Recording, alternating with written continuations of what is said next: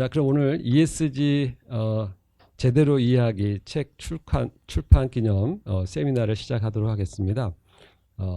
전 세계가 ESG 열풍입니다.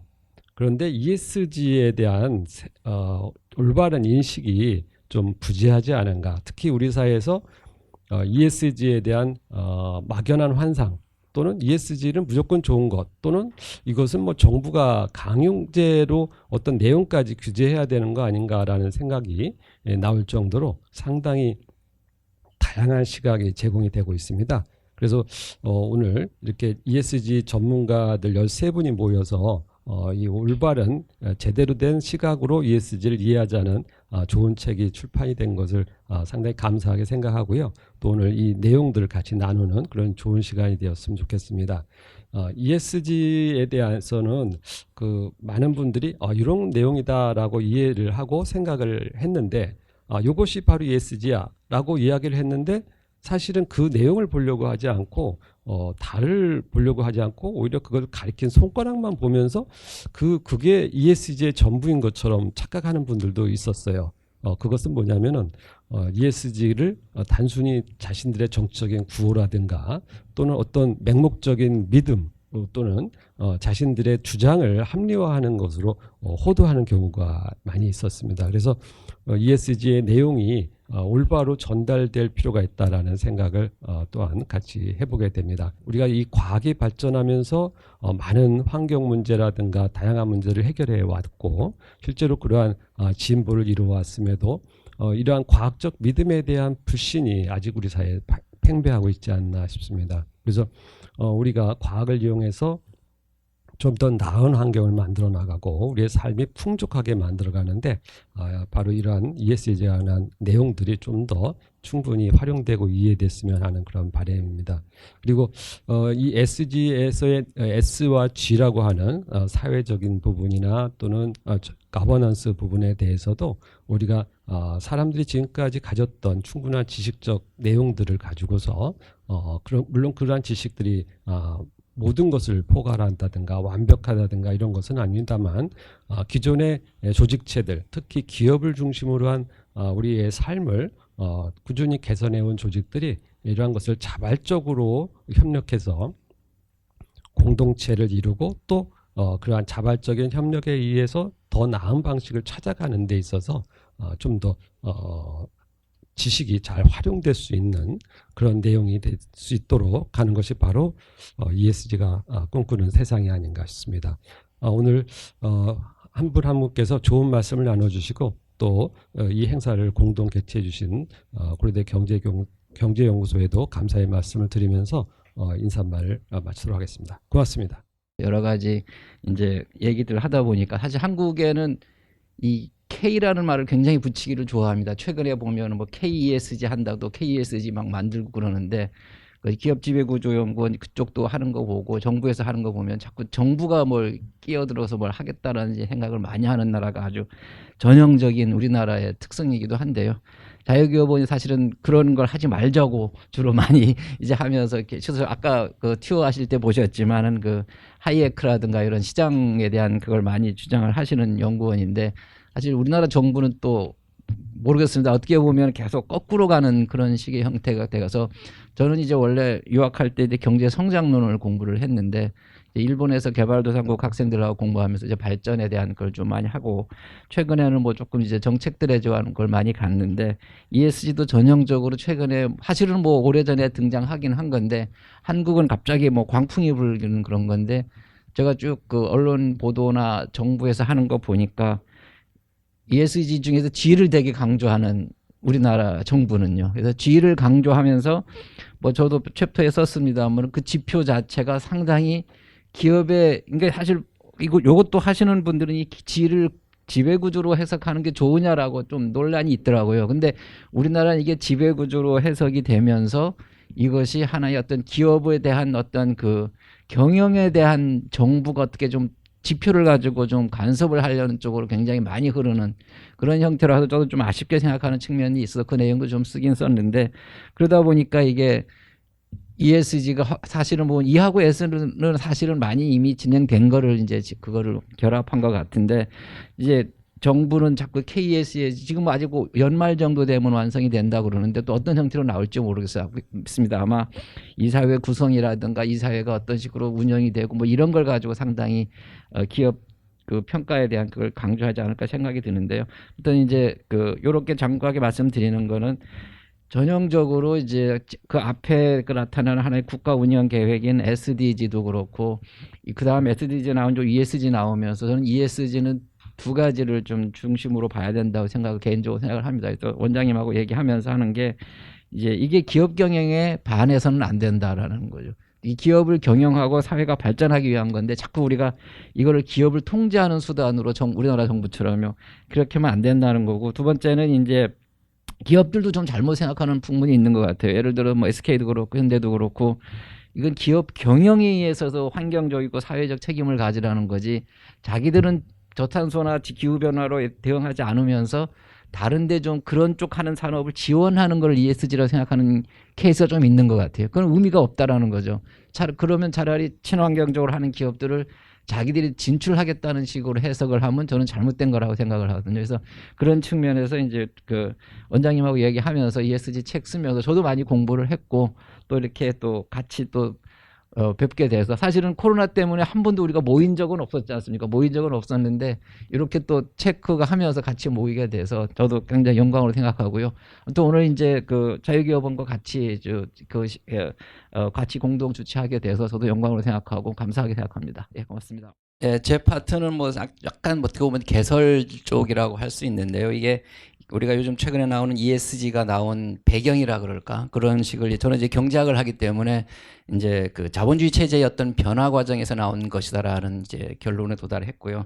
마지막으로 이제 한국에서도 ESG라는 얘기를 많이 하는데 이게 한국은 굉장히 좀 그 한국형이라는 얘기를 많이 해요. 그래서 그 한국형이 어떤 잘못된 쪽으로 갈 수도 있다라는 그런 그 우려, 그다음 기대 이거를 좀 했다고 볼 수 있습니다. 간단히 하나씩 말씀드리면은 사실 우리가 한국에서도 뭐 옛날에는 뭐 자본주의, 사회주의 체제 논쟁이 많이 벌어졌지만은 현재는 뭐 사회주의, 자본주의 체제 논쟁이 아니라 자본주의 내에서 어떻게 돌아가느냐 이런 얘기를 많이 하는데 실질적으로 보면은 그 칼레츠키가 주장하는 그 자본주의 4.0에서 보면 자본주의 1.0, 2.0, 3.0 그다음에 최근에 그 금융위기 이후에는 이제 자본주의 4.0이라는 얘기를 하거든요. 그래서 자본주의 4.0은 결국 뭐냐면 시장과 정부의 싸움인데 과거에 자본주의 1.0의 아담 스미드 시대의 자유방임주의 체제에서의 시장이 우월성이라는 체제에서 벗어나서 그 사이에 이제 뭐 쭉 간단히 말씀드리면 케인즈가 등장하면서 정부가 좀 많이 해야 된다라고 얘기하다가 80년대 들어오면서 이제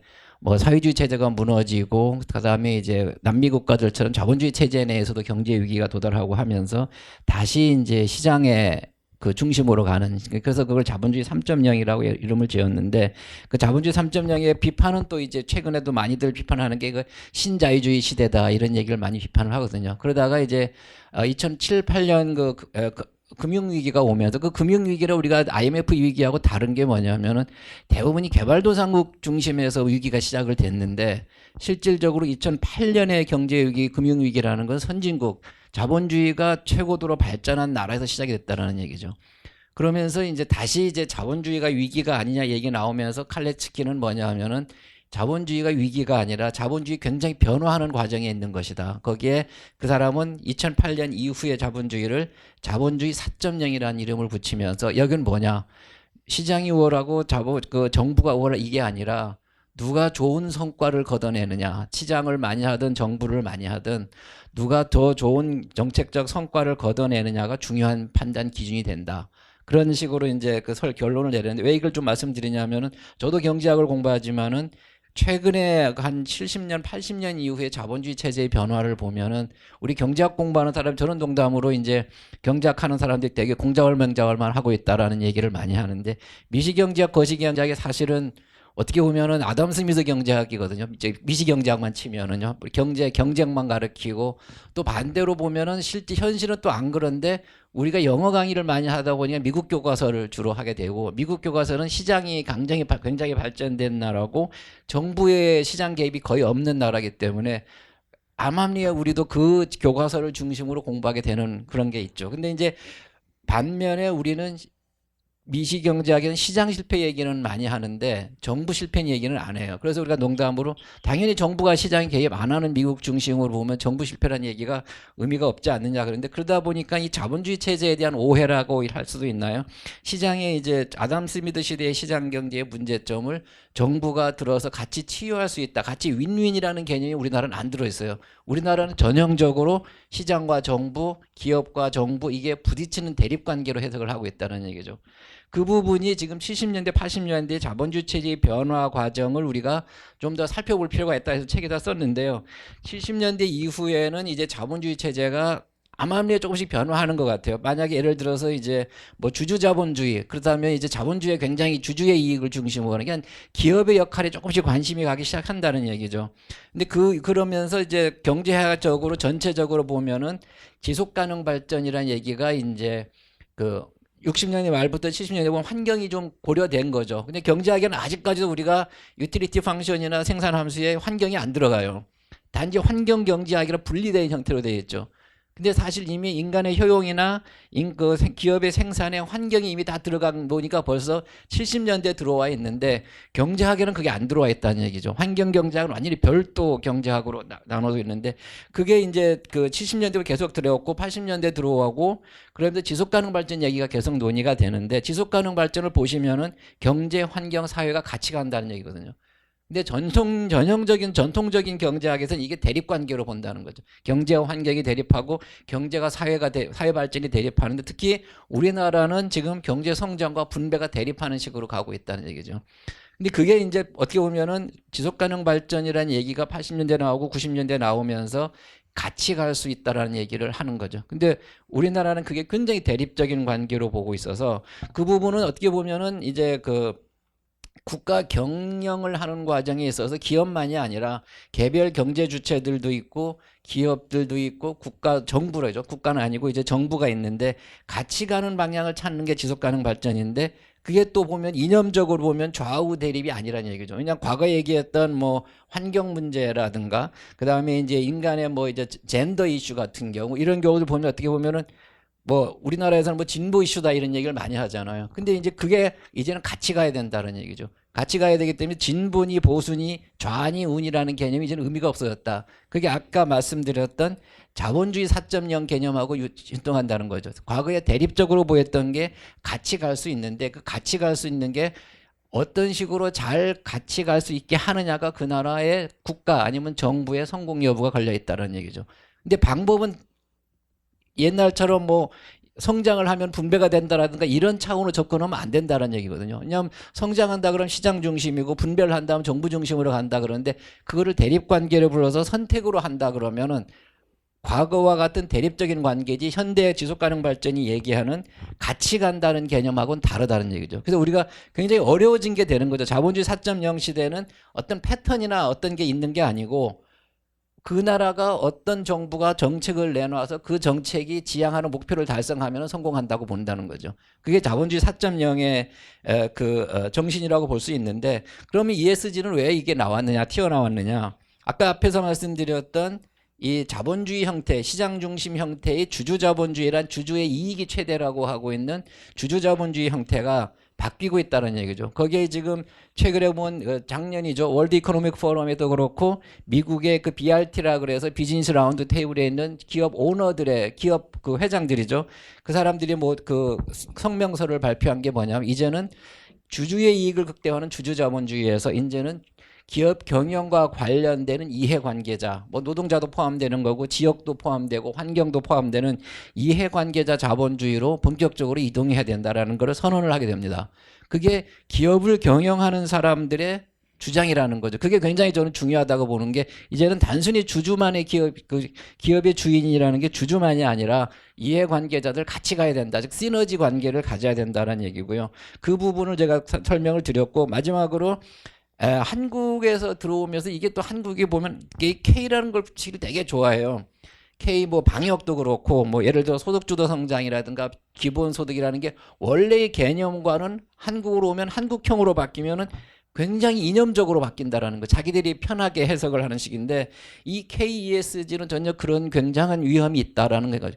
첫 번째는 이제 KESG라는 게 결국은 기업이 경영을 되면서 친사회적, 친환경적으로 하면서 지속가능한 성장, 지속가능 발전하고 연결되는 개념인데 이거를 잘못하면은 국민연금이라든가 정부가 기업을 통제하는 수단으로 바뀔 수 있다는 얘기죠. 그게 이제 E와 G 중에서 G를 되게 강조를 많이 한다, 한국에서. 예를 들어 가지고 이제 기업 그 주주 관리라든가 이사회 구성 문제, 배당을 하냐, 재당을 어떻게 하느냐, 감사 문제, 그다음에 그 하청업체들이죠, 관계사들하고 어떤 이걸 굉장히 강조하기 시작한다는 얘기는 굉장히 기업을 어떻게 보면은 기업이 경영을 하고 지속 가능한 경영을 할 수 있게 도와주는 게 아니라 잘못하면은 기업을 통제하는 수단으로 바뀐다. 그게 과연 ESG 정신인가라는 그 근본적인 질문을 마지막에 던지면서 우리나라 정부도 그렇고 언론도 그렇고 이게 자꾸 지위 쪽으로 강조를 하기 시작하면은 기업에 대한 그 통제, 간섭이 될 수 있다. 그건 굉장히 원래의 지속가능 발전이나 ESG 정신이 아니라 잘못하면 KESG 정신은 될 수 있었지만은 보편적인 정신이 될 수는 없다. 그래서 결론적으로 이제 이 ESG 정신이라는 거는 결국은 글로벌 스탠다드로 가야 된다. 다른 국가, 다른 기관들이 어떻게 하느냐를 보고서 그게 맞추면 되는 것이지 기업 경영이라는 것이 국내에서만 기업 경영하는 게 아니라 글로벌 경영이 돼야 되거든요. 그래서 글로벌 기업들의 글로벌 평가 기관들이 한국 기업을 평가를 했을 때 ESG가 괜찮은데 잘못하면 KESG로 보면 굉장히 경영을 잘못하는 형태. 그게 되면 국제 투자는 잘 받는데 국내 투자는 못 받는 그런 모순점이 생겨서는 안 된다라는 게 저의 그 챕터의 결론이고요. 그게 좀 하반기에 만들어지는 KESG 지표나 아니면 그 정부가 얘기하는 KESG 정신에 잘못된 방향으로 반영되지 않기를 바란다는 차원에서 마지막으로 이 챕터의 결론을 내렸습니다. 예, 고맙습니다. 제가 맡은 챕터는 이제 바이든 행정부의 친환경 정책 또 이에 따른 국제 동상에 미치는 영향, 특히 이제 우리 기업들이 부담하게 될 부분들에 대해 포커스를 두었습니다. 파리 기후변화 협약은 앞서 우리 박 교수님께서도 말씀하시고 또 다른 챕터에서 전문적으로 다루시기 때문에 그 내용에 대해서는 생략하도록 하겠습니다. 다만 바이든 대통령이 취임하는 날 행정명령 제1호로 서명을 한 것이 왜 파리 기후변화 협약 복귀가 되었을까라는 부분입니다. 그 바이든 행정부의 그런 기후변화 협약에 대한 복귀는 한 4가지로 요약이 될 수 있을 것 같습니다. 하나는 이제 탄소 배출을 줄이자는 그런 1차적인 목표를 나타내 천명을 하는 거고요. 두 번째로는 그러려면 어떻게 했냐, 당연히 이제 에너지 구성 체계를 전환해야 된다라는 거고요. 또 이러한 에너지 체계가 전환이 되면은 그것으로 끝나는 게 아니라 산업 구조 전반에 영향을 직접적인 영향을 끼칠 거다라는 부분입니다. 그리고 네 번째로는 결국 이러한 산업 구조 변화는 곧 개인과 기업의 소비와 생산 패턴 그리고 양식의 직접적인 변혁을 일으킨다라는 부분이 되겠습니다. 그래서 유럽이 트럼프 행정부 시절에는 유럽 EU가 외로운 그런 리더로서 환경 이슈를 이끌어 왔는데 이제 바이든 행정부에서 친환경 정책을 다시 이제 천명을 하게 되면서 이제 지구촌 전체가 기후 변화에 대응한 환경 이슈에 아주 그 모터를 크게 달게 되었다는 부분이고요. 우리 책 제목이 ESG인데 저는 SG에 대한 부분은 거의 생략을 잘 몰라서 그렇기도 하고요. 그냥 환경 쪽에 좀 집중을 하게 됐습니다.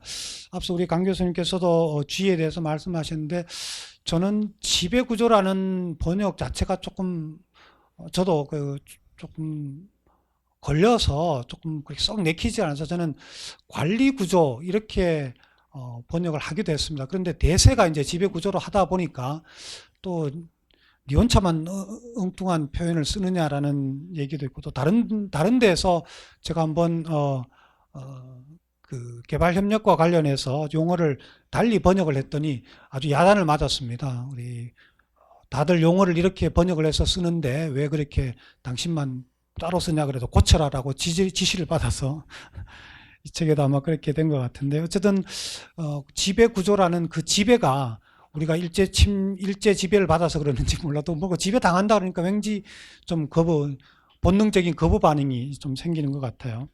바이든이 이런 친환경 생각은 이번이 아니라 또 민주당의, 아까 우리 강 교수님께서 말씀하셨듯이 민주당의 그런 오래된 생각이고, 또 바이든 개인으로서도 의정 활동 가운데에 몇 차례 뚜렷하게 드러났습니다. 98년에 열대림 보존법을 주도할 때도 그 생각이 드러났고요. 이건 아주 좀 특이한 아이디어인데, 열대림 보존을 하라고 브라질이나 인도네시아나 동남아 국가들에 대해서 요구를 한다고 해서 그 국가들이 그냥 국가 이익이 많이 좌우되어 있는데 그냥 포기할 수는 없지 않느냐. 그래서 그런 인센티브를 뭐로 줄 거냐. 그러면은 열대우림을 보존하는으로 인해 말하자면 그 당사국으로서 손실을 입게 된다면, 경제적 이익을 포기해야 되는 거라면 그런 기회비용을 외채 탕감으로 해주자 라는 겁니다. 그리고 원조를 하거나 또 외채 탕감을 해주면서 그런 인센티브를 제공하자라는 그런 부분이었고요. 또 30여 년간, 36년간인가 이렇게 의정 활동을 하면서 바이든이 청문회를 친환경 청문회를 많이 주도를 해왔었던 노력들도 기울이게 되어 있었고요. 교토 의정서까지 포함을 하게 되면은 부시 행정부와 트럼프 공화당에서는 탈퇴를 하고, 민주당 오바마와 또 바이든에서는 파리 기후변화를 주도적으로 만들고 또 복귀하고, 이런 엎치락뒤치락 하는 그런 양상입니다. 그런데 요번에 이런 그 바이든 행정부의 방향은 다른 미국 내에서뿐만 아니라 다른 국제적인 이슈가 있기 때문에 아마 좀 탄력이 더 커지지 않을까라는 생각이 들고요. 친환경 정책 공약을 할 때에 아주 제가 하나 어디 그 미국 회계감사원의 보고서를 보니까, 2020년 보고서를 보니까, 야, 이거 미국에서도 이러는구나, 대통령도 이러는구나라는 걸 발견을 하게 되었는데요. 트럼프 행정부 때 보니까 이 환경 기후 변화에 탈퇴하기 위해서 숫자를 상당히 조작을 했더라고요. 그 책에도 좀 인용을 했는데요. 그게 이제 회계감사원의 결과로 나왔는데, 트럼프 행정부에서 탄소 배출 1톤당 사회적 비용을 굉장히 낮췄더라고요. 2020년 기준 50달러를 뭐 7달러로 낮추고, 뭐 50년에 82달러를 뭐 11달러로 조정하고, 이런 식으로 그거 이제 그 기준을 나름대로 논리를 제시를 한 거는 미국의 이러한 기후변화의 영향을 미국 국내에서만 끼치는 걸로 보자라는 거였어요. 근데 다른 나라들도 다 보기는 글로벌리 끼치는 영향을 받는데, 이렇게 조정을 함으로써 상당히 이거 기후변화 대응 이거 허구다, 또 환경정책 이거 그렇게 심각하게 받아들일 게 아니다라고 이렇게 트럼프 행정부에서 해왔던 부분을 이제 폭로하게 되었었는데요. 그러다 보니까 바이든 행정부에서의 그런 환경 정책을 실질적으로 끌고 가는 것은 두 가지 축이더라고요. 이제 우리가 쉽게 알 수 있는 부분이죠. 정책 운용 방향을 환경적으로 잡는 것과 실제로 재정 투자 방안을 마련하는 거였습니다. 그걸 제가 이제 이 원고를 쓸 때에는 출범하기 직전이어서 공약 그 자료를 볼 수밖에 없었는데요. 바이든 후보 당시의 공약들을 쭉 이렇게 정리를 하면서 표로 이렇게 만들어 보니까 여러 가지 그 추진 방안들을 제시를 했더라고요. 친환경 교통수단이라든지 또 인프라 혁신 투자를 한다든지, 또 실제로 장기적으로 끌고 가기 위해서 기후변화 심층 연구를 하는 연구기관을 설립을 한다든지, 대외적으로는 중요한 게 탄소 조정세 또는 탄소 국경세, 이런 국내에 대한 탄소세와 또 대외적인 그 탄소 조정세 부과에 대한 부분을 또 강조를 한 부분도 있고요. 그래서 바이든 행정부의 핵심은 환경과 경제가 완전히, 그리고 강조를 했더라고요. 완전히 그리고 전적으로 연계되어 있다라는 부분을 강조를 하고 있습니다. 바이든 행정부의 친환경 정책이 사실은 뭐 EU의 그린딜을 이제 와 같은 맥을 가지고 있지만 EU가 앞서가 있었고요.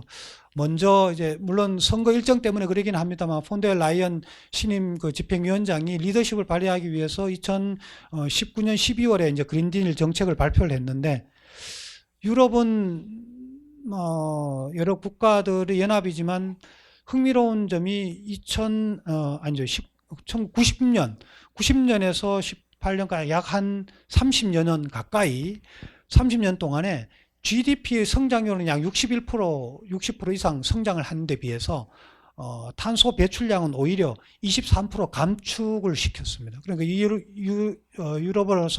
EU로서는 폰데어 라이언 집행위원장이 조금은 자신감을 가진 것 같아요. 그래서 이제 19년에 그런 천명을 하게 되었는데, 우리나라가 이제 현 정부 들어서 20년, 지난해 초에 그린 뉴딜을 주창하게 되었죠. 7월에 한국판 뉴딜 종합계획을 발표를 했고 12월에 이제 탄소 중립 추진 전략을 했는데, 조금 아쉬움이 있습니다. 그게 뭐냐면 우리의 정치적인 부분들도 있습니다만, 사실은 2008년에 지속가능발전법을 제정을 했고요. 2010년에 저탄소 녹색성장 기본법이 있었고 12년에 또 온실가스 배출권의 할당 및 거래에 관한 법률을 만들어놨는데 그것이 지속되지를 못했었고요. 정권이 바뀌면서 녹색이란 말 다 지워라 이렇게 하기도 되고, 전 정권의 그런 그림자를 지우려는 것 때문에 녹색 성장 주도권이 이제 지속적으로 발전되지 못한, 특히 이제 우리나라가 상당히 그 비교 우위를 가지고 있었던 탄소 포집 기술이 중단되었던 것은 참 안타깝게 여겨져야 될 부분이고요. 그래서 이런 그 미국의 그린 뉴딜, EU의 그린딜, 우리의 한국 그린 뉴딜, 이걸 제가 조금 이렇게 간략하게 표로 한번 정리를 해봤습니다. 조금 건너뛰어서 이제 국제적으로 보면, 특히 우리 기업들과 연결해서 보면 바이든 행정부의 이러한 친환경 정책이 얼마나 위협이 될 것인가, 두 가지로 나누어서 볼 수 있을 것 같습니다. 하나는 탄소세 부과 부분이고 다른 하나는 환경 비용 부분입니다. 바이든 행정부가 아직까지 이제 확정적으로는 확정짓지는 않은 걸로 알고 있는데요. 이 탄소세를 미국 내의 기업들에게도 부과를 할 거냐, 대외 탄소 국경세로 탄소 조정 관세를 부과하는 것은 거의 이제 정해졌는데요. EU가 이미 이제 부과를 하고 있고, 그러다 보니까 미국도 할 것 같은데, 이거는 우리나라뿐만 아니라 다른 국가들, 경쟁 국가들에게 공통적으로 부과가 되기 때문에 사실 우리만 그렇게 어려움을 겪을 거는 아니라고 보여집니다. 그보다 더 중요한 부분이 이제 환경 비용 부분입니다. 탄소세는 조정 관세로 부과를 하든 혹은 탄소세로 부과를 하든 그것은 결국은 소비자에게 전가가 되겠죠, 가격이. 그런데 환경 비용은 생산자 부담입니다. 만약 생산했는데 그것이 팔리지 않게 되면은 매몰 비용으로 돼서 기업이 파산할 수도 있겠죠. 그런데 이 환경 비용 부분이 사실은 환경 비용으로만 끝나지 않고 통상 갈등으로, 이슈로 발전될 수 있기 때문에 그렇습니다. 이를테면 조금 더 구체적으로 보면 무역 구제 제도에서 반덤핑 관세를 부과하고 또 상계 관세를 부과를 하는데, 상계 관세의 부분에서는 정부의 보조금이 특정성을 가질 경우에 보복 조치로 취할 수 있는 거거든요. 그런데 이 보조금의 환경 비용이 보조금으로 포함할 거냐 안 할 거냐, 어느 정도까지 할 거냐라는 부분입니다. 지금 우리나라에서는 제가 지금 마침 올해 내년에 이제 무역 구제 학회를 이제 맡고 있는데요. 환경 비용을 고려하는 정상 가격에 포함시킬 거냐 어떻게 할 거냐라는 부분은 지금 상당히 그 핫 이슈이고 우리가 아직까지 스탠스를 정하지 못하고 있는 그런 과정입니다. 만약에 미국이 바이든 행정부에서 치밀하게 지금 뭐 관료들이나 거기 참모들 보면 굉장히 엘리트들의 집단인데 치밀하게 암묵적으로 이렇게 준비를 해서 환경 비용을 통상 이슈 혹은 통상 마찰로 부각시키게 되면은 그 영향은 우리들에게 굉장히 큰 영향을 끼칠 걸로 보여집니다. 한 가지만 예를 들고 마무리를 짓도록 하겠습니다. 예를 들면 한미 FTA가 2012년부터 반려가 되었는데 여기 환경 관련된 장이 20장에 FTA 20장에 환경장이 있습니다. 여기에서는 뭐냐면 무역과 투자에 관련되는 투자를 진작시키기 위한 조치를 하더라도 그것이 기존의 환경 정책과 환경 조치를 위축시켜서는 안 된다고 되어 있습니다. 이걸 역으로 보면 환경 정책이 무역과 투자에 영향을 끼칠 수 있다라는 겁니다. 그래서 이게 자칫 이제 미국이 어떤 영향 어떻게 나가느냐에 따라서 자칫하면 미국에 대한 그런 통상 마찰이 될 수도 있다고 보여지고요. 그래서 이런 부분이 직접적으로 사실 경쟁 국가들에서 우리 기업 수출 기업들이 배타적으로 그렇게 영향을 받기보다는 공통적으로 영향을 받을 거다. 그것보다 더 중요한 것은 개별 기업이 부담하게 될 환경 비용에서는 기업의 고유한 그런 자체 경영 전략을 아주 심각하게 생각해야 되는데 그것은 가변 비용이 아니라 고정 비용으로 고려를 해야 될 거다라는 걸로 제가 결론을 짓고 마무리를 했습니다. 네, 고맙습니다. 제가 맡은 파트는 EU 그린딜과 국내 기업 환경의 영향이어서 ESG랑 직접 관련된 내용들은 그렇게 많지는 않은데 말씀을 몇 가지 드리겠습니다. 먼저 이제 그린 딜을, 그러니까 유럽은 그린 뉴딜이라는 말 대신에 그린딜이라는 말을 사용하는데요. 그러니까 원래 잘 아시다시피 그린 뉴딜이라는 거는 그러니까 뉴욕타임스 칼럼니스트가 2007년에 썼던 개념이고 정치적으로는 오바마가 먼저 차용하고자 했던 건데 실현이 되지는 않았었고요. 이게 유럽으로 건너가서 이제 실행 가능한 정책 계획으로 발전을 하게 되는데 영국을 중심으로 이제 스터디 그룹이 먼저 생기고 일종의 탑다운이라기보다는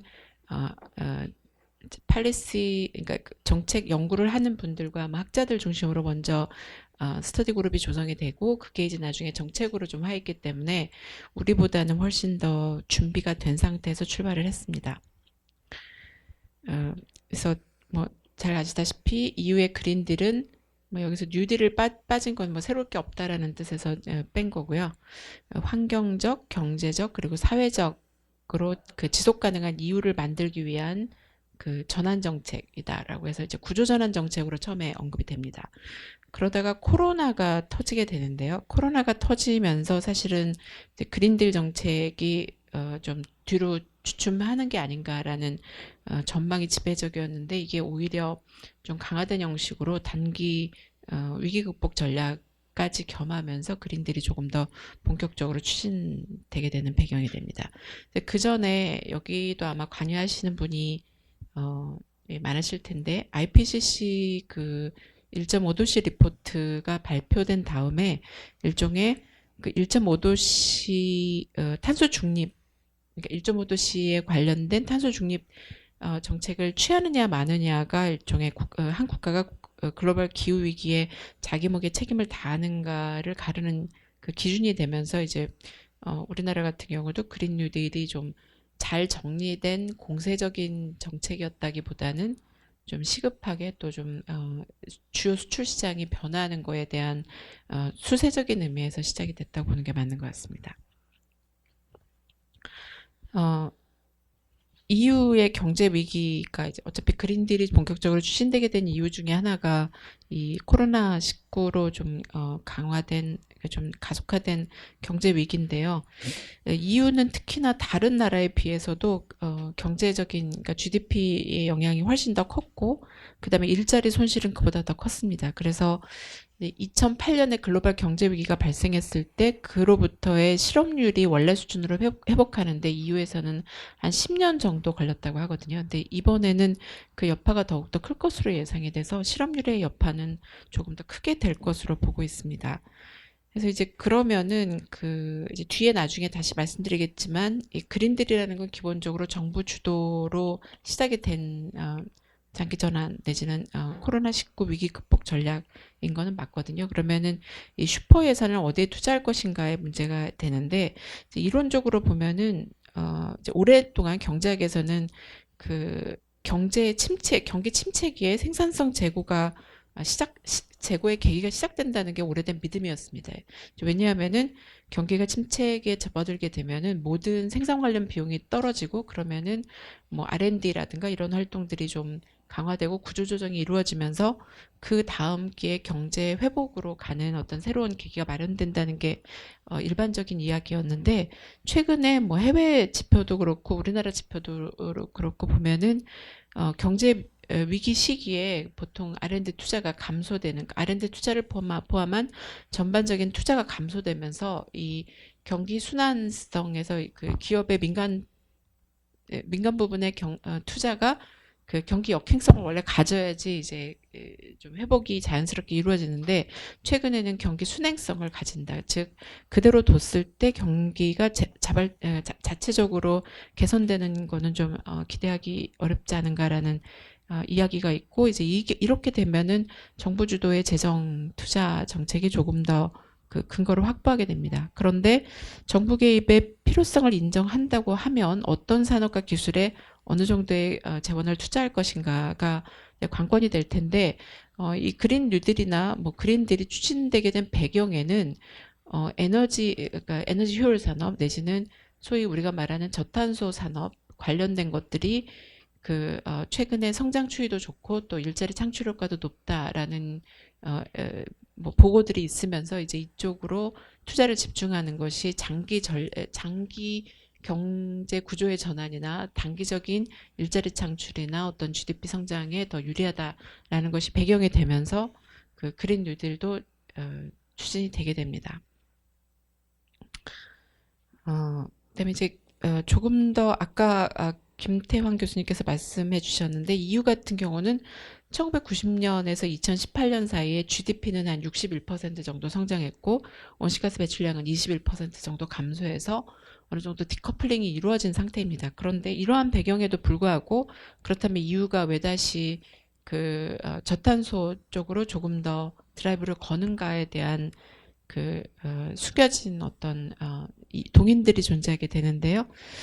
첫 번째 같은 경우는 글로벌 리더십에 대한 경쟁입니다. 그러니까 이 미국의 세계 리더로서의 지위가 약화된 에리어 중에 하나가 환경인데 그동안 이제 미국하고 중국이 환경 분야에서는 항상 뒤처진 글로벌 깡패 역할을 오랫동안 해왔었는데 코펜하겐 이후로 중국이 입장을 바꿨고 그리고 EU가 또 이 부분에서 두각을 나타내면서 미국의 글로벌 리더십에는 좀 부정적인 영향을 준 반면에 EU 같은 경우는 이 부분에서 치고 나가면서 글로벌 리더로서의 위치를 확보하게 된 거는 분명히 맞습니다. 그런데 여태까지의 글로벌 리더라는 거는 빨리 했다. 그리고 배출권 거래제 디자인 뭐 이런 것 쪽이었는데 이번에 그린 딜에 보면은 우리가 그것뿐만 아니라 모든 표준을 EU의 표준을 글로벌 표준으로 만들겠다는 게 있습니다.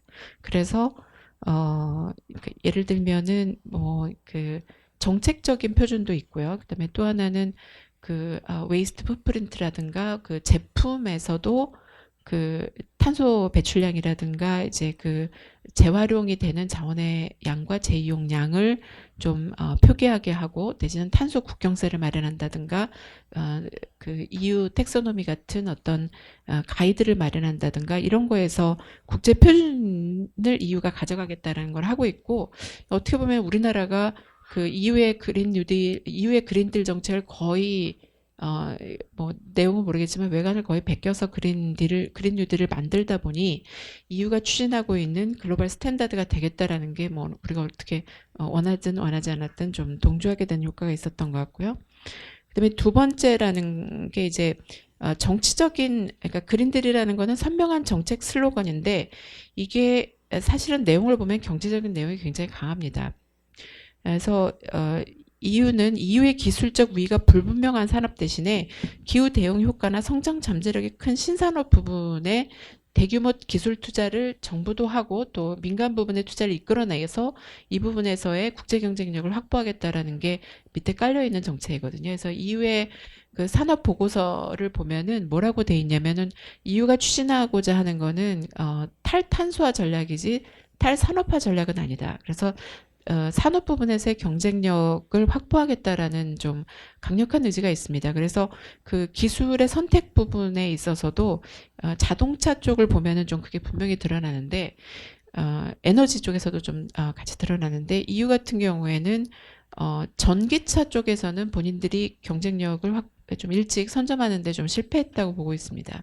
그래서 향후에 뜨게 될 전략으로 그리고 좀 스탠다드로 만들어 가야 되는 그 기술 선택 부분에서의 수소연료 전지차에 대한 강조점이 있다던가 이런 것들이 이제 결국은 산업 전략 그리고 산업 부분에서의 경쟁력 전략이 그 안에 그린 딜에 녹아 있다라는 걸 보여주는 내용입니다. 그래서 이 부분은 제가 탄소중립위원회에 참여하면서 계속 강조하는 내용인데 이제 보통 그 기후변화 정책에는 이제 정부를 제외하고 나면 전문가 그룹과 그 NGO들이 많이 참여하고 있거든요. 특히 이번 정부 들어와서 NGO 참여가 굉장히 많은데 원래의 취지는 아마도 NGO가 가진 열정과 전문가가 가진 지식의 결합을 통해서 이제 해보자는 거였을 텐데 그 반대 결과가 되면 이제 최악이 되는 거죠. 그러니까 NGO가 가진 지식과 그 전문가가 가진 열정 없음을 결합한 결과가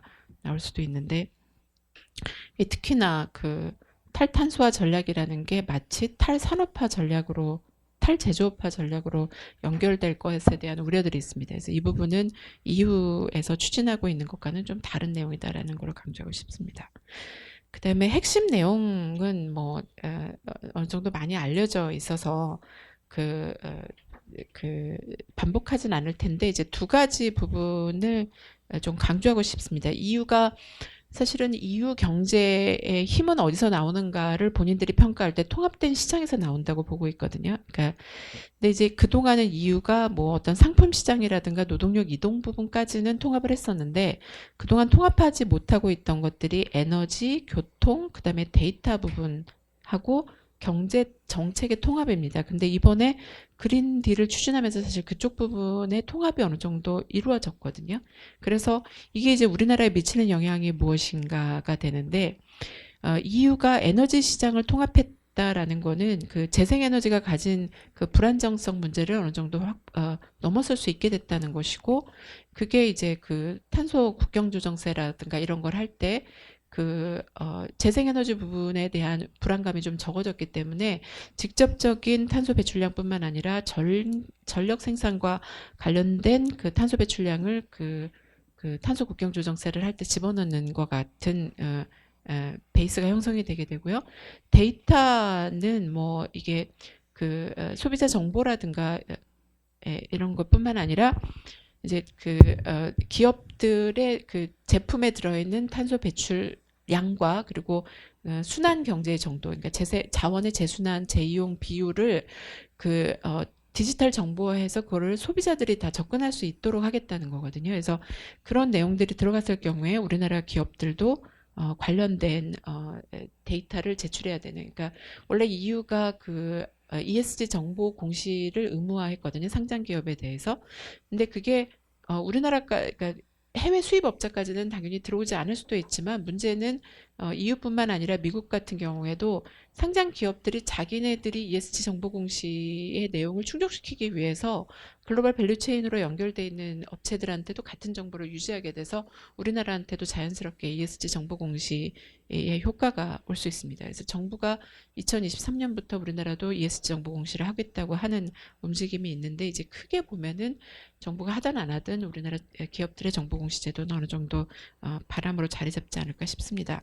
네, 끝으로 이제 우리나라에 어떤 영향이 미칠 것인가인데 당연히 환경 관련된 규제, 가격 비중을 포함해서 규제에 해당하는 부분도 있습니다. 그러니까 아까 김 교수님께서 탄소 가격 부분은 많이 말씀하셨기 때문에 규제에 대한 내용들을 말씀을 드릴 텐데 탄소 배출량과 관련된 정보 공시 이외에 자원순환과 관련된 규제들이 있거든요. 그러니까 EU에서 상품을 판매하는 기업들 같은 경우는 포장용 플라스틱을 사용할 수 없게 한다던가, 그다음에 이제 두 번째로 얘기할 수 있는 게 기업들이 이제 그러니까 그 소비자들한테 소비자의 권리 중에 하나로 그 제품의 반환권, 그러니까 다 사용한 다음에 그 판매업자한테 반환할 수 있는 권리라든가, 원하면 언제까지나 그 고쳐 쓸 수 있는 권리를 소비자 권리에 포함시켰거든요. 그래서 이제 이후에 상품을 판매하려고 하는 기업들 같은 경우는 그런 조건들을 만족시켜야 된다라는 것들이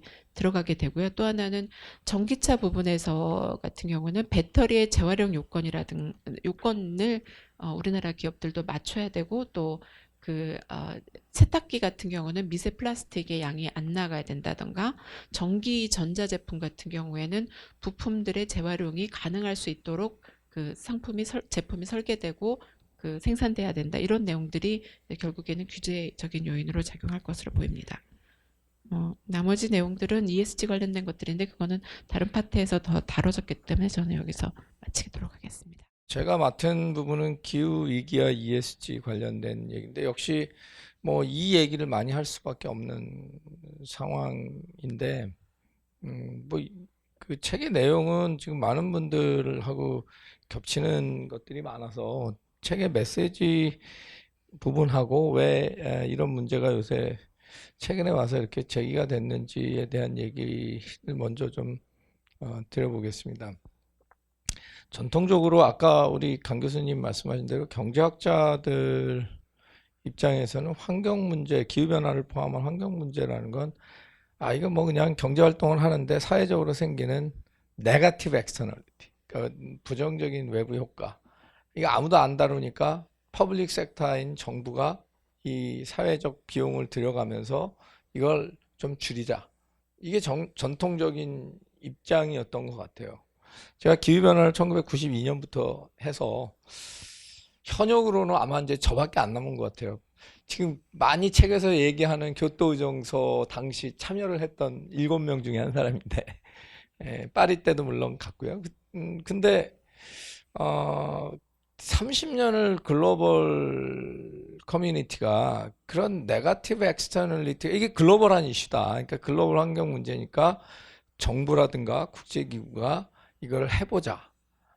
30년의 결론은 잘 못했네, 해결이 안 되네, 계속 CO2는 늘고, 그러면 다른 대안이 뭐지? 뭐 이거에 대한 고민을 국제사회가 하기 시작한 것 같아요. 2000년대 초반, 2006년, 7년 이때 뭐 PRI 얘기도 나오고 하지만, 그럼 다른 대안은 뭐지?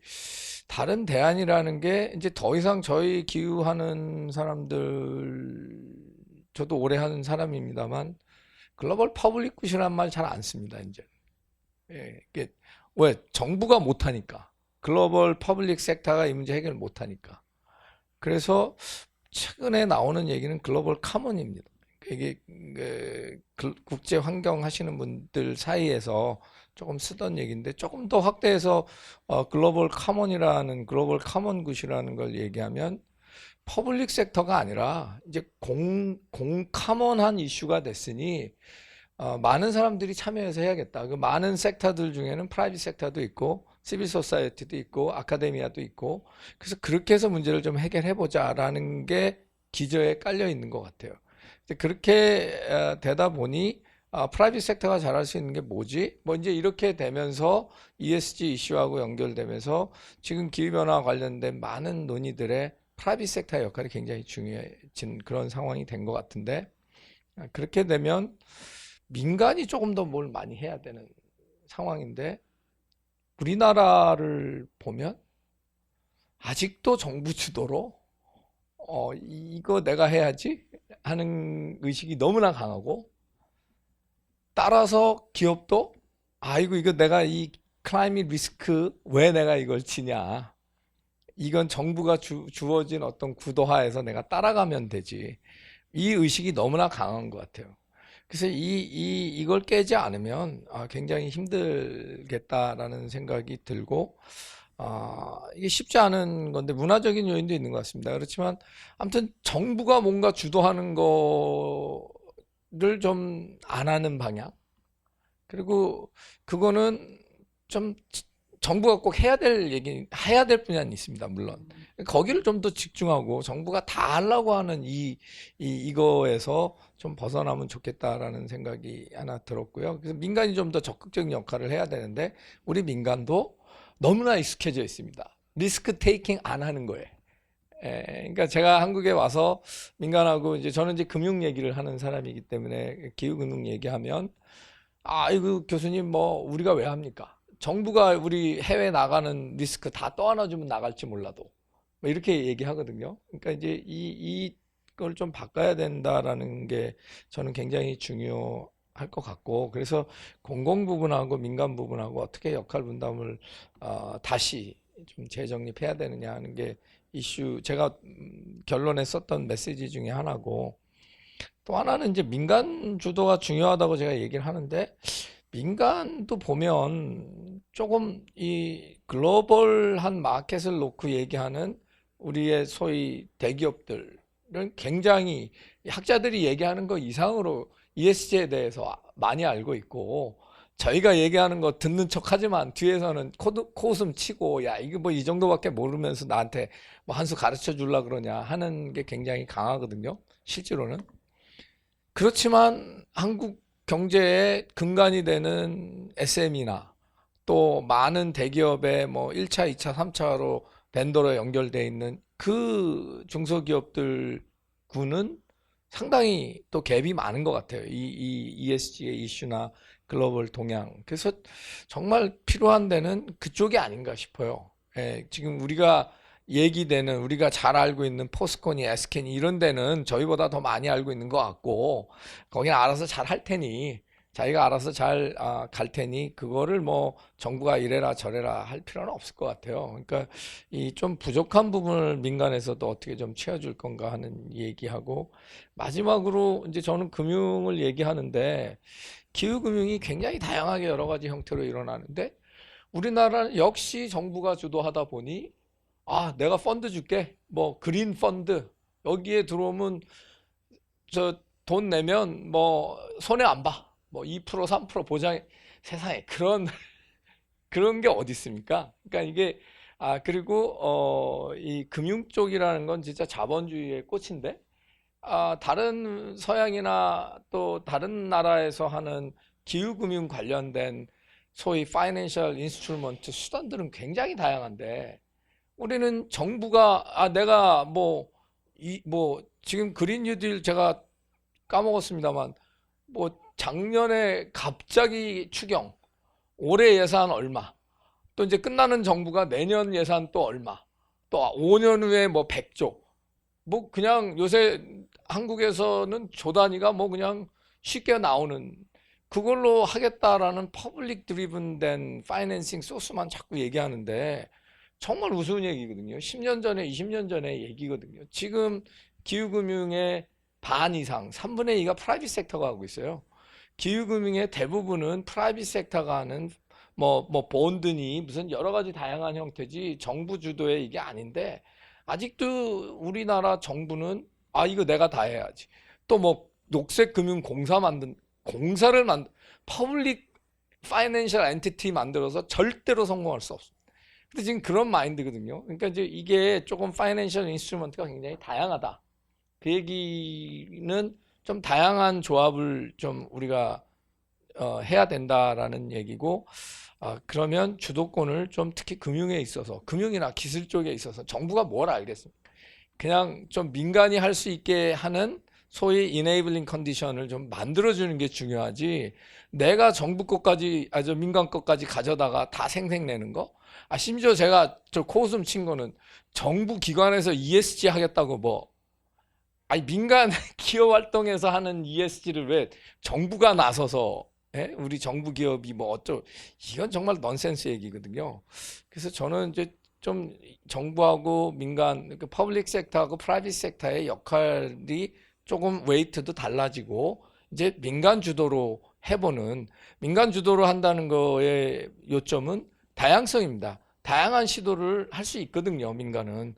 그리고 실패했을 때도 리스크도 굉장히 적은 거고요. 뭐 몇 조 단위의 실험을 하는 건 아닐 테니까요. 그래서 이 바텀업의 다양성을 원칙으로 삼고 정부가 도와주는, 그래서 글로벌 카몬이라고 하는 프라이빗 섹터의 역할을 좀 더 많이 하게끔 조건을 만들어주는 게 정부의 역할이지, 민간이 할 것까지 다 가져다가 자기가 하겠다고 생색내는 이거 안 하면 좋겠고요. 마지막으로 제가 책에다는 못 썼습니다만, 지금 강 교수님 말씀대로 뜬금없이 한국에서 1, 2년 사이에 기업들이 그냥 ESG로 얘기하지만 거의 E예요, E. 예, 자기네가 좀 더 해줘야 될 건 S인데 사실은. 근데 걱정스러운 건 그린워싱입니다. 그러니까 그냥 지금 ESG 뭐 기후변화 나 뭐 탄소 줄인다 하면 무조건 뭐 본드건 뭐 펀드건 뭐 다 잘 되니, 자기네 활동이 실제로 그런 기후변화 줄이는 것도 아니고 기후변화에 대응하는 것도 아닌데 녹색으로 컬러링을 하고 E로 포장을 하면 파이낸싱이 잘 된단 말이에요. 이제 그런 그린워싱 부분은 이런 데야말로 정부가 룰을 잘 만들어서 규제를 해줘야 되는데, 제가 우려스러운 건 두 가지입니다. 이 한국 기업들의 그린워싱 가능성, 그 다음에 역시 한국의 특성을 반영하는 거지만, 저희는 뭐 우르르 몰려서 한번 했다가 또 아니네 그러면 또 딴 데로 가고, 이거는 한 30년, 50년 해야 되는 일인데, 지금 이 정부가 그린을 갑자기 뭐 실제로 하지도 않으면서 그냥 작년부터 뭐 그린 뉴딜, 뭐 그린에서 막 몇십 조씩 돈을 푼다 그러니까 거기에 부응해서 야, 여기 내가 뭐가 있는 거야 하고 우르르 다 몰려갔다가, 혹시 또 다음 정부가 이거 아니네 그러면 또 싹 다 빠지면, 저는 파이낸셜 리소스 알로케이션 측면에서 기업이 이왕에 그린 쪽에, 환경 쪽에 관심을 가졌으면 한꺼번에 많이 하는 것도 중요하지만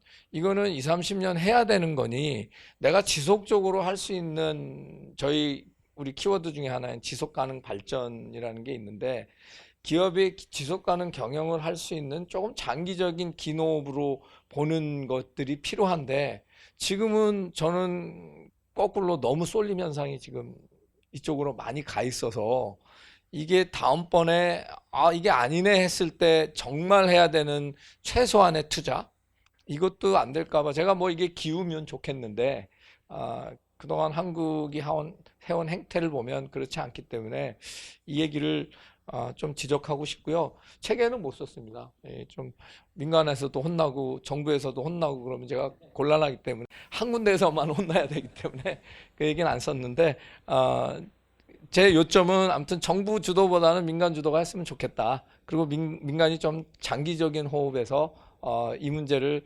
바라보고 좀 지속적으로 해주면 좋겠다. 이렇게 말씀드릴 수 있을 것 같습니다. 감사합니다. 그 강릉에 오늘 지금 가게 되는데, 강릉에 가면 강릉 안인 화력이라고 그 삼성물산에서 이제 투자를 해서 지은 그 석탄 민자 발전소가 있습니다.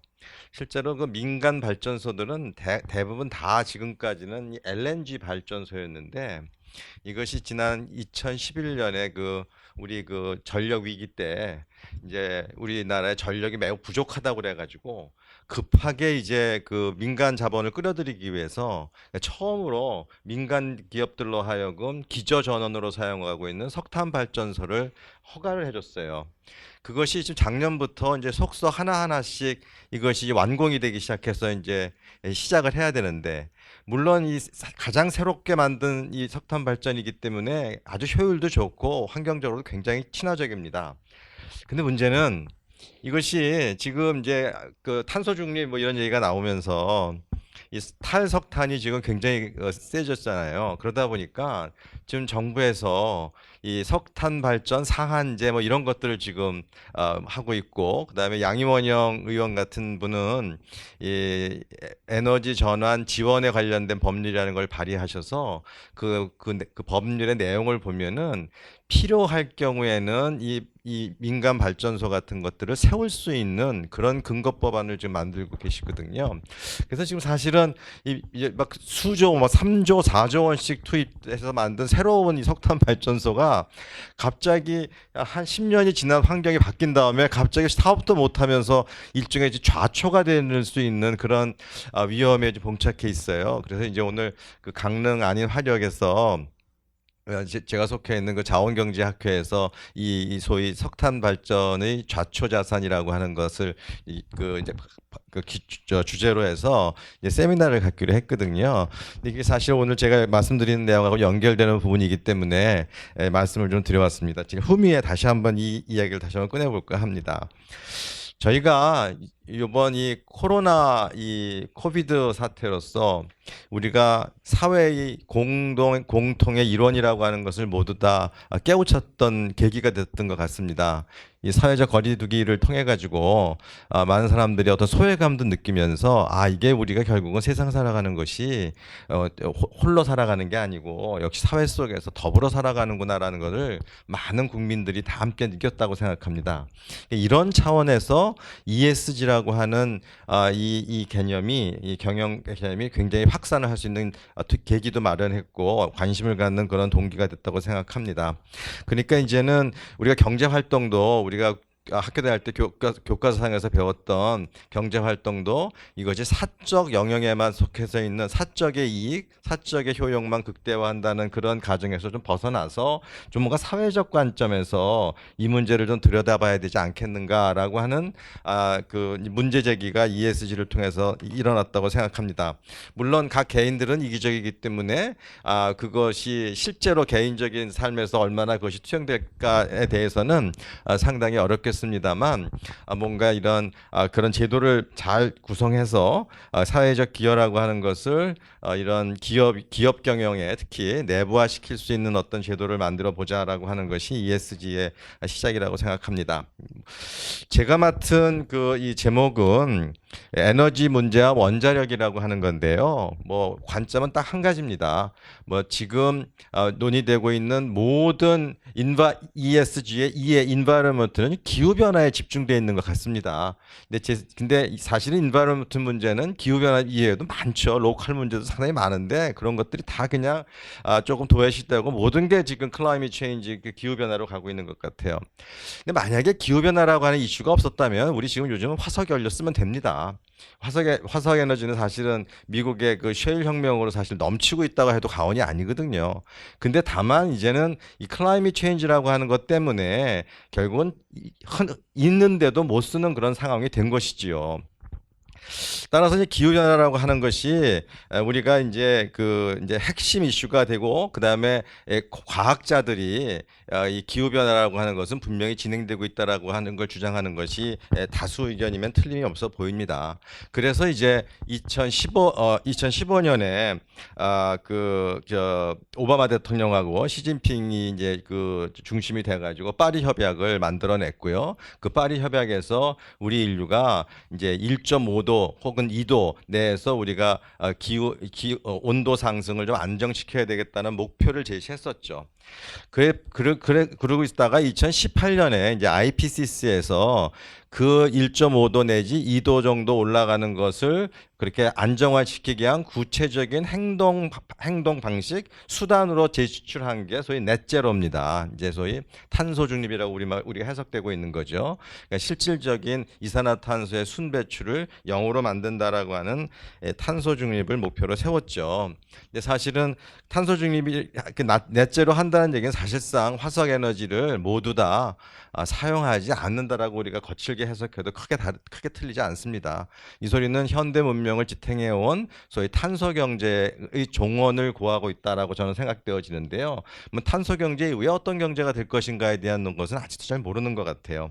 하여튼 그런 미래 불확실성이 있음에도 불구하고 각국은 이제는 이 탄소 중립을 핵심 에너지 정책의 핵심 가치로 채택하고 있으면 분명해 보입니다. 올해 4월 기준으로 확인해 봤더니 약 100개 국가가 하여튼 이러저러한 형태로 탄소 중립을 선언하고 여러 가지 스테이지에 가 있습니다.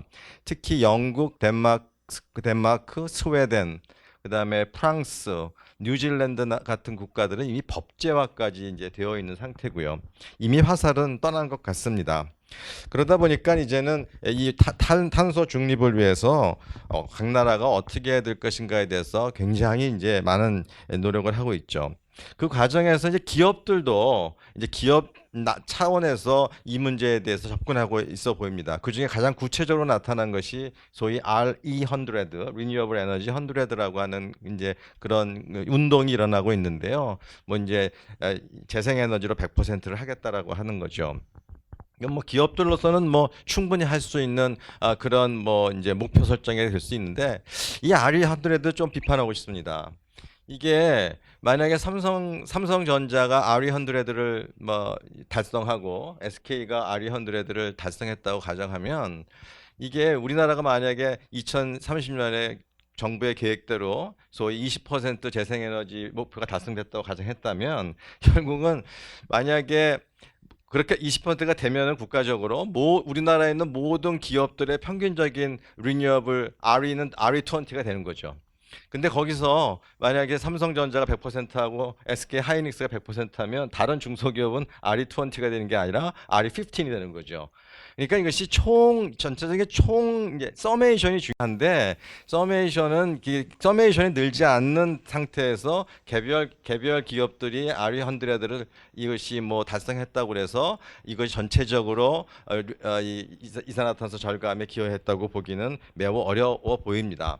물론 이제 기업들 스스로의 평가를 받기 위해서는 이제 그런 게 필요하겠죠. 근데 결국은 뭐 더 얘기할 게 없이 우리가 탄소 에너지를 안 쓰는 상태에서 우리가 그러면 생각할 수 있는 것은 지금 리뉴어블 에너지만을 생각하고 있는데요. 리뉴어블 에너지만으로 우리가 필요로 하는 에너지를 모두 다 우리가 공급할 수 있다. 이거는 거의 환상이라고 봐집니다. 더 설명할 이유가 없을 것 같아요. 결국은 원전의 불가피성이 이것은 뭐 우리가 받아들일 수밖에 없는데 지금 하여튼 우리 현 정부는 이 부분에 대해서 조금 받아들이지 않고 있는 스탠스를 취하는데 저는 뭐 개인적으로 이렇게 오래 안 갈 거라고 저는 봅니다.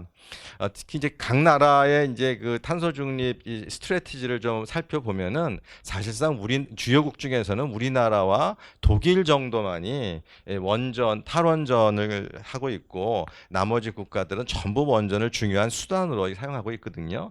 특별히 미국 이 바이든 정부를 좀 볼 필요가 있는데요. 미국의 그 민주당은 전통적으로 원전에 대해서 좀 네거티브한 이런 스탠스를 취했었는데 이 45년 만에 민주당 그 정강 정책에 원자력을 테크놀로지 뉴트럴 클린 에너지라고 하는 옵션으로 이걸 밝혀고 있거든요. 그리고 뭐 그거의 일환으로 바이든 대통령이 뭐 SMR 같은 것이 이제 하나의 대안이 될 수도 있다라고 하고 이제 그런 과학 기술 발전을 통해서 우리가 이 탄소 중립을 달성해야 된다는 걸 계속 이렇게 말하고 있는 것으로 보입니다. 그럼 뭐 미국 이외에도 모든 다른 나라에 보면은 결국은 원전 없는 탄소 중립은 허구다라고 하는 것은 우리가 지금 대체로 인정하고 있는 분위기라고 생각됩니다. 따라서 우리가 사실 뭐 원전도 뭐 위험하다고 하지만 원전보다 더 당장에 위험한 것이 기후 변화라고 하는 위험을 우리가 더 크게 보고 있는 거 아니겠습니까? 그렇다면 우리가 우선순위를 정할 필요가 있는데 결국은 원전을 우리가 어떤 획기적인 어떤 새로운 기술이 우리 인류가 만들어내기 전까지는 불가피하게 우리가 활용하는 어떤 테크놀로지가 될 수밖에 없다라는 것을 제 보고서에서 많이 강조를 했습니다. 그렇다면 원전이 이제 그런 옵션을 자리 잡기 위해서는 이제 그 투자가 원전에도 정말 리뉴어블 에너지 못지않게 이게 좀 중립적으로 이게 투자가 이루어져야 될 거라고 생각하는데 그런 분위기가 좀 변화 분위기가 있습니다. 많은 펀드가 지금 뭐 석탄에 대해서 완전히 어게인스트 하고 있고요. 근데 원전에 대해서 약간의 좀 이렇게 혼란스러운 게 있었는데 요즘 보면 뭐 유럽 이사회에서 EU 텍소노미 같은 걸 보면은 원자력을 지속 가능 경제 활동에서 제외하지 않고 있거든요. 그러니까 이런 걸 봤을 때 우리나라에 있는 여러 가지 투자 펀드라든지 또 기업들 분들도 좀 원전이라고 하는 옵션에 대해서 좀 사전에 잘못된 견해를 갖지 않고 이것을 하나의 옵션으로 그야말로 테크놀로지 뉴트럴한 옵션으로 이것을 좀 들여다보면서 투자를 할 필요가 있지 않겠는가 하는 생각이 들고요. 마지막으로는 뭐 여기 글에는 쓰진 않았습니다만 저는 탄소 중립 그 포스트 카본 이코노미를 대비해서 뭘 해야 될까라는 생각을 해보면은요, 저는 자본 축적을 좀 해야 된다고 저는 생각합니다. 그러니까 이제 미래가 어떻게 될지를 모르는 상태에서 우리가 돈이라도 좀 이렇게 두둑히 주머니에 좀 갖고 있어서 어떤 어려움이 닥치면 그걸 해결할 수 있는 그런 어떤 뒷심을 가지고 있어야 된다고 생각하는데, 그러기 위해서라도 지금 현재 우리가 가지고 있는 원자력 발전소 같은 것들을 그냥 40년만 쓰고 버릴 게 아니라 미국 같이 뭐 60년, 80년 같이 쓰면서 이미 뭐 감가상각 다 했기 때문에 거기서 지금 발전되면 거의 그것을 우리가 자본 축적화할 수 있는 여력이 있거든요. 그런 자본을 축적해놔야지 뭐 나중에 폐기물 문제를 처리하는데 비용도 충분히 쓸 수 있고 관련된 기술 개발을 할 수 있는 비용으로도 쓸 수 있고 하는데 쓸 수 있지 않겠습니까? 그런 차원에서 자본 축적을 위해서라도 우리가 원자력에 대해서는 당분간 우리가 필요하다는 걸 강조드리고 싶고요. 마지막으로 우리가 이제 기후변화와 관련해서는 두 가지입니다. 아까도 말씀드렸듯이 산업혁명 이전의 온도에 비해서 2도 내지 1.5도까지 안정시키자는 거 아닙니까? 그리고 그 이상 올라가는 건 막자는 거예요. 그러니까 그 이상 올라가지 않게끔 하기 위해서는 이산화탄소에 대한 리덕션이 필요한 거고, 우리가 1.5도 내지 2도까지 올라가는 부분에 대해서는 우리가 거기에 어댑테이션을 하는 게 필요하거든요. 근데 지금 대개의 논의가 리덕션에만 지금 상당히 지금 집중되어 있습니다. 사실은 1.5도, 2도가 올라가는 거에 대한 어댑테이션도 굉장히 좀 시급한 문제이거든요. 그러면 이 어댑테이션을 하기 위해서는 여러 가지 뭐 우리가 비용이 많이 들지 않겠습니까? 아까 말한 대로 석탄 발전소의 좌초화, 이거 내가 보기엔 어댑테이션에 해당되는 이슈라고 생각합니다. 정말 불가피하게 석탄 발전을 할 수 없다면은 이런 어떤 멀쩡한 석탄 발전소를 세워서 발생하는 여러 가지 어떤 피해를 갖다가 사회 전체가 뭔가 갖다 감당해 주는 것이 필요하다면은 그런 차원에서 우리가 어댑테이션에도 관심을 가져야 되고, 그런 어댑테이션을 하기 위해서도 뭔가 자본 축적이 필요하고, 이런 자본 축적을 하는 방법으로도 원자력이 우리가 이 탄소 중립 이 시대에 우리가 지금 당분간은 불가피하게 필요한 어떤 우리 옵션이 아니겠느냐라고 하는 점을 그래서 그냥 좀 강조해 봤습니다. 이상입니다. 감사합니다. 뭐 ESG에 관한 얘기는 이제 상당히 많이 얘기가 됐고, 사실 뭐 제가 쓴 부분보다는 뭐 대부분이 이렇게 책에는 담지 못했지만 하고 싶은 얘기들을 많이 하시는 분위기여서 뭐 저는 좀 제가 쓴 내용하고도 좀 관련이 있지만 뭐 그런 얘기를 조금 소개를 해드리려고 합니다. 시간이 좀 촉박하시죠? 네, 그렇습니다. 네. 조금 아껴주시면. 네. 아마 뭐 12시까지는 마치시고 싶어 하실 것 같은데, 같이 최대한 좀 간략하게 말씀드리도록 하겠습니다.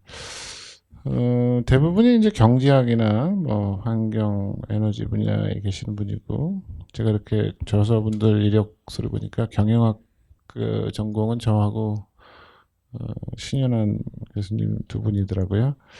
그래서 저는 이제 이런 지속 가능한 발전 또는 뭐 CSR, 뭐 ESG 뭐 이런 것들이 이제 경영자의 입장에서는 어떻게 바라다 볼까? 뭐 그런 관점에서 많은 좀 생각을 하고 있고, 또 이제 기회가 될 때마다 경영자들한테 기업의 역할이 뭐냐, 기업의 목적이 뭐냐, 뭐 이런 거에 대한 얘기를 많이 이렇게 좀 논의도 하고, 제가 생각하는 기업의 역할, 기업의 목적을 전해드리기도 합니다.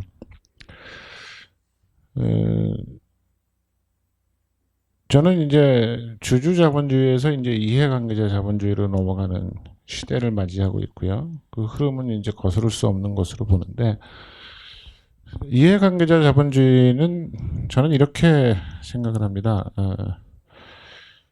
관계되는 모든 사람과 함께 성장하자는 거죠. 나의 이익만을 추구하지 않고 근데 이해관계자 자본주의가 기업의 이익을 포기하는 것이 되어서는 안 된다. 기업의 이익을 더 많이 창출하기 위한 수단으로 관계되는 사람과의 어떤 개방형 협력이나 참여나 이런 거를 통해서 더 큰 파일을 만들어서 나한테 돌아올 이익을 더 크게 만드는 수단이 되어야 하지 자기가 번 돈의 파일을 일부를 뭐 이해관계자들한테 돌려준다라는 개념으로 되어서는 저는 조금 그러니까 뭐 인간은 뭐 저는 뭐 경제학 하시는 분들 앞에서 뭐 이런 말씀 드려도 될지 모르겠는데 어떤 분이 경제학 하시는 분이 세상에서 가장 좋은 법이 가장 훌륭한 법이 사유화다.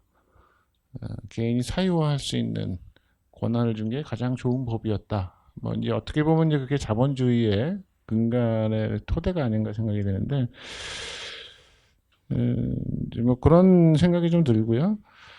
저는 이제 그 한 5년 전부터 이런 쪽에 한 5년은 조금 더 됐네요. 한 10년 전부터 이런 쪽에 관심을 가지면서 동창 모임이 있잖아요. 동창 모임에 만나면 친구들이 이제 이런저런 얘기를 하다가 항상 물어보는 게, 야, 요즘 뭐 돈 될 만한 거 좀 없냐? 뭐 이런 얘기를 주로 많이 합니다. 이거 하면 뭐 좀 될 거야. 뭐 이런 정보 교환, 뭐 동창회의 목적이 그런 것도 좀 있잖아요. 그때마다 제가 이제 한 10년 전부터는, 야, 너희들은 돈 내는 것만 생각하냐? 사업을 하면서 좀 세상에 좋은 거가, 내가 좋은 일을 할 게 좀 뭐 있냐, 이런 거를 좀 물어봐라. 그게 기업가 아니냐. 돈만 그냥 딜이 버는 게 기업가 아니야. 제가 이제 뭐 그런 얘기를 이제 많이 하는데, 사실은 좀 제가 담아볼까 말까 하다가 포기했어요. 뭐 그 자신감도 없고. 이제 제가 생각하기엔 이렇습니다. 그러니까 회사에서 경영을 할 때 어떤 새로운 사업이 이제 제안이 되겠죠. 그게 뭐 이사회를 통해서 이제 의사결정이 이루어질 텐데, 돈을 얼마나 벌 수 있느냐를 갖고 판단을 합니다. 근데 이제 CSR이나 이런 것도 시대적 흐름에 따라서 좀 바뀌었을 것 같은데, 뭐 한 70년대는 사회나 환경에 미치는 영향을 전혀 고려하지 않고 이 사업을 통해서 얼마나 돈을 벌 수 있느냐, 그걸 가지고 투자를 할 거냐 말 거냐, 투자를 한다면 어떻게 자금을 조달할 거냐, 뭐 이런 의사결정을 내리겠죠. 뭐 70년대, 80년대 저는 아주 정상적인 의사결정, 지금으로 뭐 좀 다르죠. 어쩌면 뭐 50년대, 60년대 이 시절에는 법을 피해 가서라도 돈을 벌 수 있는 방법이 있다면 벌어보자. 이게 기업가들이 가졌던 생각이 아닐까 싶어요. 법을 어떻게 잘 우회하면서, 또는 법적인 책임을 질 거를 감수하면서 돈을 벌기 위해서, 그런 시대가 우리에는 있었고, 그건 뭐 미국도 우리보다 좀 앞선 시대에 있었을 거라고 생각이 합니다. 그래서 프리드만이 얘기하는 경제적 이익 하는 것만, 추구하는 것만으로 충분하다는 것도 그런 시대적 상황의 배경이 된 거 아닌가 싶은데, 이제 그러다가 이제 법적으로 문제가 없다면 하자. 이제 예를 들어서 환경적으로 내가 하는 사업을 통해서 환경에 좀 부정적인 영향을 미칠 수 있어. 또는 사회적인 갈등을 야기할 수 있어. 그렇더라도 법적으로 문제가 없다면 아마 한 80년대까지는 당연히 해야 되겠죠. 이 사회에서 그걸 하지 말자고 할 사람은 저는 거의 없다고 생각을 합니다. 유일하게 전 개인적으로 유일한 박사가 살아계셨다면, 자식아 이런 거를 내가 사업하려고 이렇게 해서 돈 벌으려고 사업하는 줄 아느냐, 뭐 이렇게 얘기하셨을 것 같은데, 이제 그러다가 이제 자, 내가 이 사업을 하면서 이익을 어느 정도 낼 수 있는데 환경적으로는 이런 문제가 발생할 수 있고 사회적으로는 이런 문제를 야기시킬 가능성이 있다. 그러면 지금 사회는 이런 것 같아요. 그런 문제를 최소화할 수 있는 방법이 있을까? 그렇다면 그 최소화시키는 방법 내에서 사업을 또 그 주주의 이익을 뭐 사실 경영자는 대리인이잖아요. 주주를 위해서 활동하는 사람이니까 그 안에서 하려고 하는 게 지금 현대 지금의 흐름 ESG에서 요구하는 그런 정신이 아닐까 생각이 드는데 조금 더 나아가면 뭐 예방하는 방법도 마땅치 않고 갈등을 해소하는 방법도 사회적 문제를 해결하는 방법도 마땅치 않으면 그 사업을 포기해야 되는 이제 시대로 우리가 가지 않을까. 그게 이제 그 사회가 요구하는 기업의 역할이 아니라 기업을 하는 사람들이 기업가 정신을 스스로 갖춰서 저는 이제 기업가의 역할이 기업의 목표는 경영 활동을 통해서 더 좋은 세상을 만드는 데 기여하는 것이어야 한다. 그 기여 속에서 이윤이 창출될 수 있고 기업이 성장할 수 있다. 이런 생각이 듭니다. 그래서 제가 마지막에 이제 이런 ESG 시대에 기업의 어떤 목적에 대한 재해석과 이제 기업의 과제로 한 게 제일 먼저 비전과 미션의 이런 시대적인 흐름이 반영되는 비전과 미션. 웹사이트 들어가면 기업의 철학, 미션, 비전 다 들어가 있죠.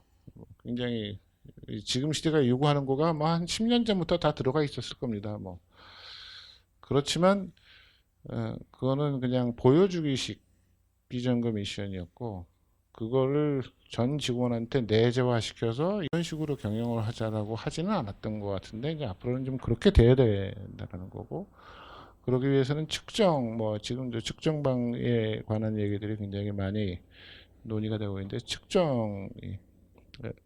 측정하는 것도 사실은 쉽지 않습니다. 기업의 어떤 산업의 종류에 따라서 조금씩 달라져야 될 수 있는 가능성인데 하여튼 그러니까 기업 스스로 측정해야 된다. 외부에서 측정해서 발표되는 결과를 가지고 만족하거나 뭐 그거에 의한 보다는 기업이 스스로 평가하려고 하는 노력이 좀 돼야 된다 이렇게 생각을 하고요. 그리고 이제 혁신성인 것 같습니다. 그래서 이해관계자 자본주의는 혁신을 통해서 요즘 흔히 많이 얘기하는 개방형 협력이나 오픈 이노베이션이나 이런 거를 통해서 혁신적인 모델을 만들어 나가고 그 혁신적인 모델을 통해서 사회가 더 좋아지는 그런 사회가 되겠다는 것을 마지막에 좀 담았습니다. 그래서 저는 경영학자로서 제가 한 5년 전에 경영학 개정을 하면서 학회의 슬로건을 이렇게 잡았습니다. 더 좋은 세상을 만드는데 기여하는 경영학. 경영학이 회사 돈 어떻게 하면 돈 잘 벌 수 있고 물건 하나 더 잘 팔 수 있고 이거 가르쳐주는 게 경영학이 아니다. 저는 뭐 이런 모토를 가지고 있는데요. 굉장히 좋은 슬로건이었다고 생각하고 그냥 경영학을 하는 사람으로서 그런 역할을 조금이라도 할 수 있도록 많이 노력하겠습니다. 감사합니다. 사실 뭐 ESG를 범위를 보면 굉장히 많은 사실 기업 활동의 전반적인 부분이라든지 국민생활 전반이 다 들어올 수 있는 부분이라고 저는 생각을 하고 근데 이제 그 중에서도 에너지 쪽이 굉장히 강조가 많이 되기 때문에 특히 기업 활동에서 최근에 우리나라 산업 경쟁력이 그러니까 에너지 쪽에서 얼마나 그린을 달성하느냐 이거에 굉장히 많이 달려 있고 또 산업 정책적 측면에서 이 문제를 조금 다뤄봐야 된다는 생각을 했기 때문에 저는 이제 아리백을 담당을 하면서 굉장히 기업의 경쟁력 측면에서 조금 많이 봤거든요. 왜냐하면 사실 아리백은 너무 심플합니다. 그 안에 무슨 내용을 설명할 게 별로 없고요. 그냥 기업이 자기 제품을 생산할 때 이 생산하는 데 드는 에너지 전부를 그냥 재생에너지에서 충당을 하라. 이런 요구거든요. 그래서 그거를 충당을 어떻게 하는지는 각국이 가지고 있는 그런 어떤 에너지 시장, 그러니까 전력 시장 안에서 어떤 방식을 동원해서 할 수 있으면 하라 이런 얘기여서 뭐 이론을 쓸 것도 없고 내용을 설명할 것도 사실은 별로 없고 이래서 이 전 세계 시장이 어떻게 움직이고 있는지 그런데 사실 조금 집중해서 봤고요.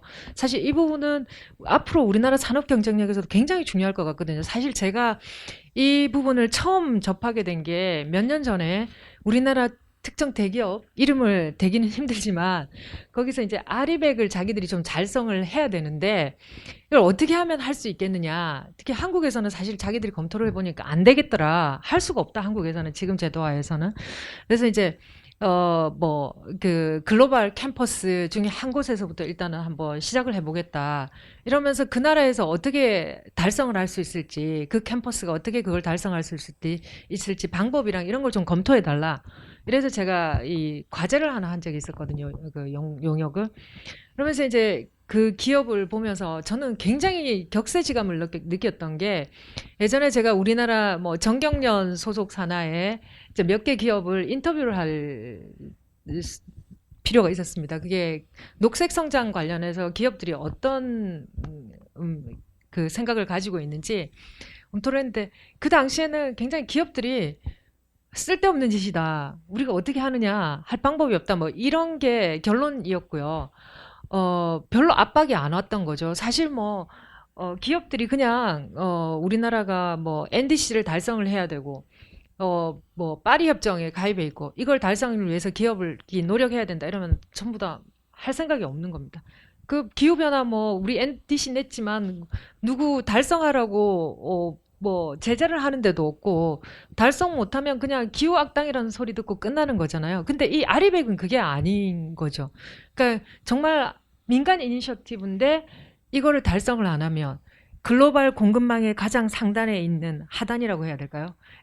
그 개념이 다르니까. 예를 들면 애플이 우리나라 삼성전자랑 SK 하이닉스에 왜 달성 안 하느냐? 우리 공급망 안에 있는 애들은 다 달성해야 된다. 우리가 달성해야 되기 때문에 이런 압박이 오고 애플은 해마다 막 몇 번씩이나 뭐 하이닉스 같은 회사, 삼성전자 이런 데를 방문을 해서 어떻게 해가고 있는지 점검을 하고 제도 변화가 있으니까 이렇게 해라라고 자기들이 가이드라인도 제시하고 뭐 이런 상황이고.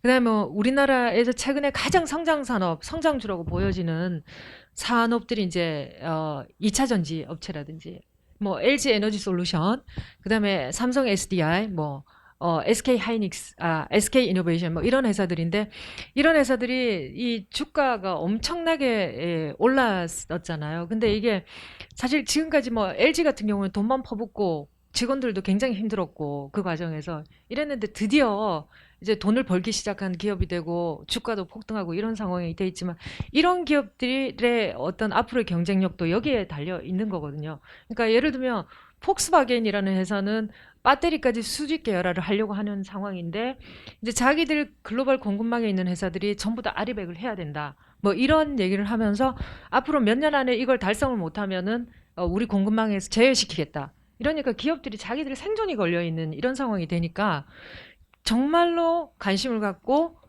생존을 하기 위해서 이걸 하게 되는 그런 상황이더라고요. 근데 제가 제일 걱정하는 부분은 뭐냐면 이게 기업은 성장을 하는데 국가가 성장하지, 그 국민은 같이 이 이익을 향유할 수 없는 그런 구조로 가고 있다. 왜냐하면은 우리나라에서 아리백 달성은 불가능하거든요, 사실. 그러니까 이 기업들이 그 아리백이 이 자기들 압박으로 오니까 이제 생산 기지를 다른 데로 이동하는 이런 상황, 투자를 해도 우리나라에서 일어나지 않고 밖에서 하게 되는 이런 상황까지 앞으로 가게 될 수도 있다라는 생각이 저는 굉장히 들어서 이게 굉장히 위기다. 그래서 모두가 다 이렇게 사고의 전환이 일어나야 되는 거 아니냐. 사실 재생에너지는 아까 뭐 박주원 교수님 말씀하셨지만 우리나라에서는 이게 왠지 모르는 건 아니지만 그거를 정치화시킨 그런 상황이 돼 있어서 사실 저는 원전도 해야 된다고 생각하고 재생에너지도 너무나 중요하다고 생각하고 재생에너지 분야에 그냥 재생에너지만 달려 있는 게 아니고 예를 들면 뭐 태양광 산업이라든지 이런 거 우리나라 기술력 너무 좋거든요. 그런데 그거 플러스해서 ESS라는 게 같이 들어와야 되고 이 재생에너지 비중이 높아지면 높아질수록 저는 이제 글로벌리 이제 뭐 디벨로핑 컨트리 이런 데도 재생에너지 비중이 굉장히 높아지면 전력망 운영을 위해서도 ESS가 반드시 통합이 돼야 되거든요. 수소도 마찬가지고요. 수소도 거기에서 사용되는 게 굉장히 큰 비중을 차지할 것이고. 근데 이런 게 우리나라 산업 경쟁력에 직결되는 건데 이제 이 여야가 나눠서 이 문제를 되게 정치화시키면서 지금 현재의 주도권을 가진 정부가 하면 되는데 또 다음 정부에서는 그냥 원전만 듣지 재생에너지는 다 무시하려고 하는 그런 분위기 이런 게 만들어지면서 정말 글로벌 트렌드에서 너무 떨어져 있다. 저는 또 강성진 교수님 아까 하신 말씀 중에 이제 예를 들면 이 문제를 아젠다를 자본주의가 살아남기 위한 아젠다, 자본주의가 지속 가능성을 갖기 위한 아젠다인데 이거를 갖다가 좌파 아젠다다 막 이러면서 이제 서스테너빌리티라든지 인권 문제라든지 아니면은 경제적 정의라든지 이런 문제를 뭐 우리나라의 어떤 또 다른 그 뭐지 이 지금 현재 야당에서는 굉장히 뭐 터부시한다든지 이런 상황이 벌어지고 있는 이 문제가 굉장히 해결돼야 된다 우리 사회에서라는 생각을 굉장히 이제 많이 하고 고민하는 그런 상황입니다. 그래서 이런 내용들을 이제 여러 가지 이 사례들을 전 세계에서 어떤 일이 일어나고 있는지 그런 사례들을 보면서 이제 사례 중심으로 이렇게 보여드리면서 굉장히 우리가 급박한 위기 상황에 있다. 이 상황이 사실은 배터리라는 우리가 2차 전지에서 LG 화학은 전 세계 2등이거든요. 랭킹 2등.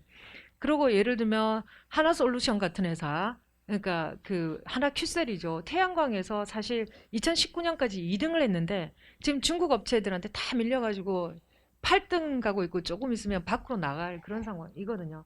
그러니까 이런 데서 지금 성장이 다 일어나고 있고 새로운 이렇게 부의 창출이 일어나고 있는 상황인데 이제 우리가 중국 업체나 이런 데 밀릴 상황, 그다음에 또 이런 글로벌 트렌드에 잘 따라가지 못하면 굉장히 이제 밀리게 되는 그런 상황이 벌어질 것 같은 그런 느낌이어서 사실 이 사회 전체의 어떤 정치권이나 국민이나 이런 모든 사람의 인식이 이 문제를 정치의 문제가 아니고 산업 경쟁력의 문제, 경제 경쟁력의 문제 이런 걸로 인식을 바꿔야 되고 전환이 일어나야 된다라는 얘기를 이제 조금 마지막에 썼던 것 같습니다. 그래서 정말 이런 거를 좀 이런 관점에서 좀 볼 수 있게 된 기회여서 이번 책의 챕터 쓰는 과정에 굉장히 저는 의미가 있었고요. 제가 자유기업원에 왔기 때문에 한 가지 좀 말씀드리고 싶은 건 제가 현대 자동차를 보면서 어떤 기업을 욕하는 건 아니고요. 굉장히 스포일드 됐다. 이런 생각을 좀 많이 했거든요. 왜냐하면 지금 우리가 수소 경제를 키워야 되는데 우리나라에서 사실 뭐 밸류체인 전체를 할 수는 없고 결국 자동차에서는 현대자동차 하나뿐인데 현대를 도와서 우리가 수소 경제를 일으켜야 되는 건 맞고 저는 해줘야 된다고 생각을 하거든요. 우리나라 경제 성장사가 그랬고 지금 이런 업종은 그럴 수밖에 없는 건데 이제 예를 들면 우리나라 기업들이 국가의 도움을 받아서 막 성장을 하고 나면 나중에 이 과실을 향유하는 부분에서는 왜 기업한테 이런 부담을 주느냐라는 이 생각의 구조들이 좀 있어서 저는 좀 만약에 이거를 이 산업을 그 업종에 한 뭐 수십 개의 기업이 있어서 정부가 해서 뭐 이랬다면은 뭐 모르겠지만 뭐 기업 하나 있고 두 개 있는 상황에 정부가 이렇게 우리 국가 경쟁력 전체 차원의 관점에서 막 지원을 해주면 나중에 그거를 과실의 향유도 국민하고 같이 할 생각을 좀 해야 되지 않겠냐라는 그런 생각을 좀 하는데 예를 들면 이제 그 뭐 산업 정책의 전환에서 우리가 엄청 여러 가지 얘기를 하게 될 거잖아요. 그러면 태양광 산업 무슨 산업 전부 다 중국 정부는 엄청난 투자를 해줘서 가격 경쟁력을 만들어줘서 결국 이 그린 분야의 제조업에서 중국이 산업을 이렇게 이 제조업에서 장악을 해 나가고 있는 이런 상황이거든요. 우리 정부가 그 정도 해줄 능력이 있는지는 모르겠지만 그런 거를 해주라고 저는 하고 싶어요. 하고 싶은데 이제 그 다음에 기업이 성장하고 나서 이거를 어떻게 이 사회와 나누느냐 이 문제도 함께 고민이 돼야 된다라고 이제 자유기업원한테 조금 말씀드리고 싶다라는 말씀드립니다. 왜냐하면 제가 최근에 그런 생각을 굉장히 많이 하게 되는 여러 가지 사건이나 계기들이 좀 있었어가지고요. 그런 말씀을 조금 드리고 싶다. 드리면서 제 말씀을 정리하겠습니다. 오늘 뭐 정말 정말 쟁쟁한 분들과 제가 이름을 같이 올리는 기회가 돼서 정말 너무 감사하게 생각합니다. 감사합니다. 저는 맨 마지막 챕터 각 기업의 사례에 대해서 맡았고요. 전반적으로 봤더니 이제 국내 기업 같은 경우는 앞에 교수님들 발제에서도 말씀을 하셨는데 저희가 반기업 정서가 강하다 보니까 G에 대한 부분이 상대적으로 좀 강했고요. 해외 기업은 뭐 기술력도 있고 그러다 보니 환경 부분에서 굉장히 강한 그 성과를 보이고 있었습니다. 제가 11개 기업에 대해서 이제 그 사례 분석을 했는데 구체적인 내용은 책에 있으니까 책을 한번 보시면 될 것 같고요. 대표적으로 보면 애플 같은 경우는 2030년에 탄소 배출 제로를 선언을 했고 이미 2018년부터 전체 제조 공정에서 이제 아리백을 달성을 한 상황입니다. 심지어 본인들이 쓰는 그 재생에너지의 83%를 직간접적으로 생산에 참여를 하고 있기도 하고요. 쓰는 전기를 직접 만들기까지 하고 있습니다. 마이크로소프트 같은 경우는 2012년에 산해 탄소제를 도입을 해서 각 부서별로 탄소 배출한 그 1톤마다 $15를 부과하는 그런 정책을 펼치고 있고요. 본인들뿐 아니라 납품 업체에도 탄소 배출량을 이제 저감해라 하고 지금 압박을 하고 있지요. 그 외에 주요 기업들이 이렇게 거래처, 납품업체 이런 데까지 그 신재생 에너지를 사용해라 이렇게 압박을 하면서 아마 국내 기업들도 아까 이제 하 교수님께서도 말씀을 해주셨는데 여러 기업들이 수출을 하려다 보니 그죠? 니네 아리백 안 하면 니네 물건 안 사줘 이렇게 이야기를 하니까 거기에 맞춰서 저희도 국내 기업들도 ESG 경영에 참여를 하고 있다 이런 생각이고요. 국내에서는 SK가 대표적으로 지금 선두주자로 전담 조직까지 만들어서 진행을 하고 있고요. 그 외에도 LG, 삼성전자 이런 기업들도 그 ESG 경영에 박차를 가하고 있는 상황입니다. 근데 저는 이제 앞에 저희 발제하시는 분들도 ESG 경영하려면 제도적인 뒷받침도 좀 필요하다 이런 이야기 많이 하셨는데요. 제가 우려스러운 부분은 이 ESG를 정부가 획일화, 규제화하려는 게 진짜 문제가 아닌가 하는 생각이 듭니다.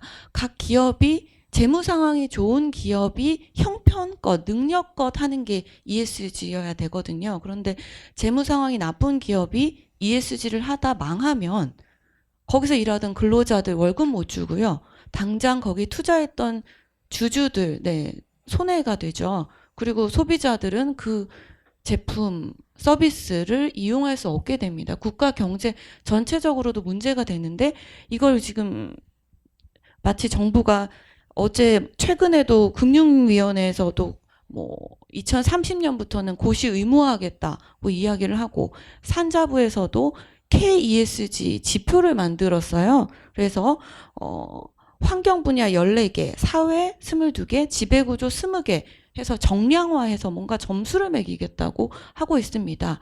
지금 기업이 세계화 트렌드에 맞춰서 소비자들 구호에 맞춰서 열심히 ESG 경영을 열심히 하려고 하고 있는데 그걸 마치 이제 잘하고 있으니까 앞으로 더 잘해봐 이러면서 정량화하고 있고 획일화하고 있는 게 더 문제라고 생각합니다.